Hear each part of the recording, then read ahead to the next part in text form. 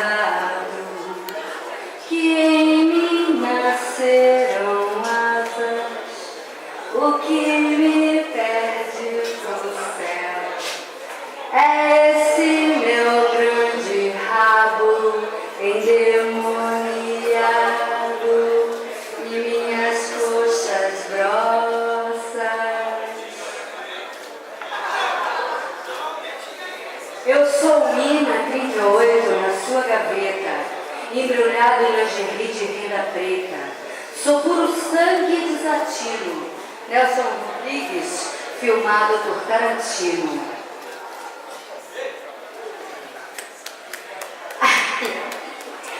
Aquele príncipe encantado quase me matou de tédio. Beijar sapos foi um santo remédio. Minto no sentimento, mas falo da boca pra dentro.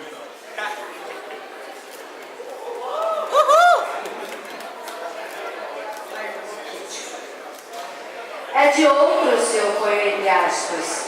Se eu ponho entre as pernas é meu, ninguém tasca.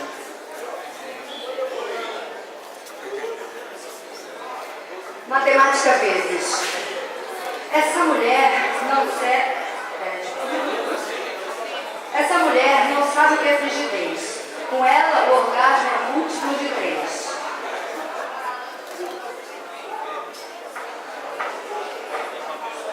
Fantásticos.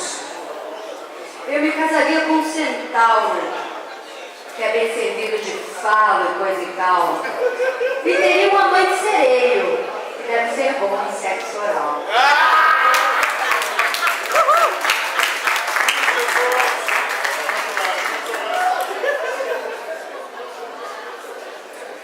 Esse aqui eu fiz porque eu era muito pudica, eu fazia uns poemas assim bem chiques, uns poemas sensuais, eróticos, mas eu nunca falava bem as palavras, eu falava assim, meu sexo, o seu sexo, não sei o quê.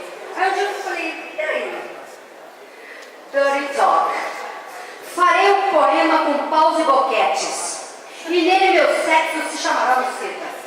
Perderei as rimas e as sutilezas, trancarei tudo dentro de uma gaveta.